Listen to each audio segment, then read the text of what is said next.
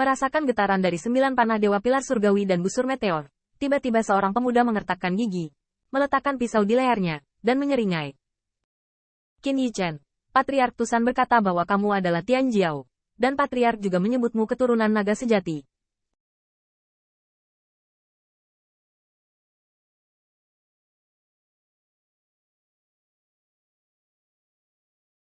Sungguh bagus bagimu untuk membunuh alam surga dewa selangkah demi selangkah dari yang biasa. Aku akan meyakinkanmu. Sayang sekali, aku belum pernah melihat wajahmu yang sebenarnya seumur hidupku. Tidak ada. 18 tahun tidak lama lagi. Saat aku menjadi orang baik lagi, kita akan bersama lagi.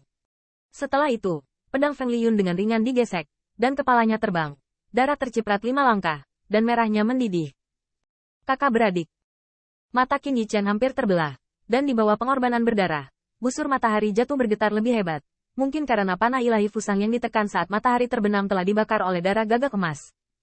Dan saat matahari terbenam, Golden Crow yang sangat besar dan besar bahkan lebih ganas, membuat Tianzu gemetar dan terpaksa menariknya ke atas. Yang paling menakutkan Qin Yichen adalah bahwa pada saat ini, tidak hanya satu matahari terbenam yang bergetar, tetapi 9 matahari terbenam. Semuanya menolak penindasan panah Dewa Fusang. 9 burung gagak emas ini adalah saudara laki-laki dan perempuan. Penindasan busur matahari yang jatuh menghubungkan 9 dewa panah Fusang. Sekali serangan balik, 9 matahari yang menyala akan terbit pada saat yang bersamaan.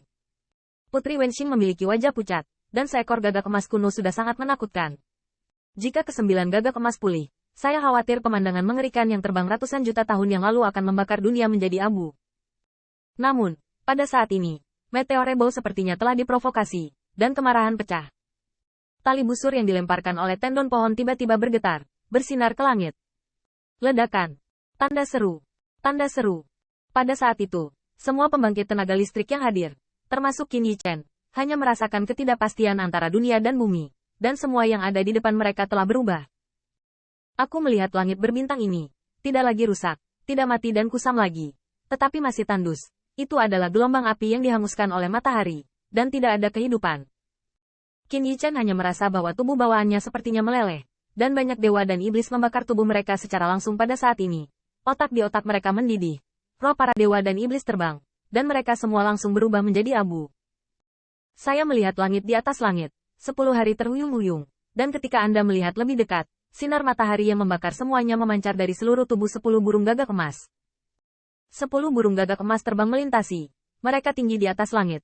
Cahayanya yang menyilaukan membuat bahkan sulit untuk melihat ke atas. Mereka berbicara dan tertawa, seperti saudara laki-laki dan perempuan. Tetapi kemanapun mereka pergi, hidup sudah mati. Qin Yichen tiba-tiba mengangkat kepalanya. Meskipun sinar matahari yang dipancarkan oleh gagak emas membuat matanya berdarah dan air mata, itu bukan darah dan air mata, tetapi lelehan pisau tuba emas. Sangat panas, dan jatuh ke tanah. Itu bisa membuat lubang terbakar. 10 anak gagak emas. Golden Crow Ten Sons sebenarnya telah berkembang biak. Adegan ini tampaknya telah membawa orang kuat yang tak terhitung jumlahnya kembali ratusan juta tahun yang lalu. Melihat ke atas, Jinwu Bohuang, Jinwu Zonglang, Jinwu Sanyao, Jinwu Sisi, Jinwu Wukgong, Jinwu Lujing, Jinwu Yaqiong. Jinwu Haoyao melihat ke 10 matahari yang menyala-nyala dan menangis kegirangan. Leluhur. Leluhur telah pulih. Leluhur, kita di sini. Aku adalah keturunan dari 10 leluhur. Namun, 10 gagak emas sepertinya tidak mendengar mereka. Dan mereka terbang, dan gagak emas Sanyao bahkan mencibir. Saya mendengar bahwa umat manusia ingin menciptakan cara untuk membunuh kita. Apakah ada yang sekuat itu di antara umat manusia? Jinwu Bohuang berkata dengan suara kental. Manusia Xuan Yuan, Xuan Su dan yang lainnya.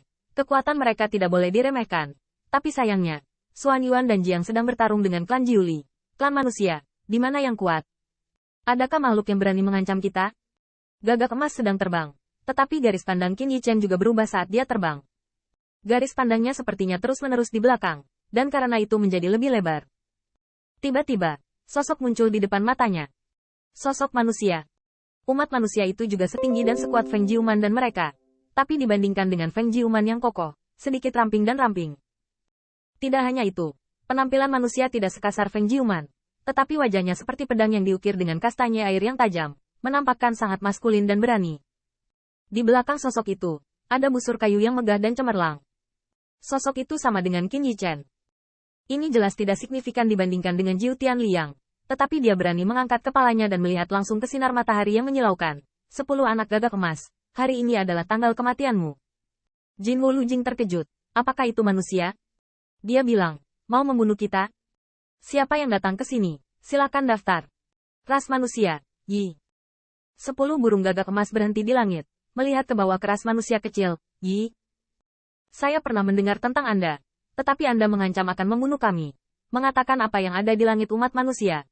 Matahari terbit dan terbenam, bintang-bintang berubah. Ras manusia Anda yang menentukan. Konyol. Benar-benar konyol.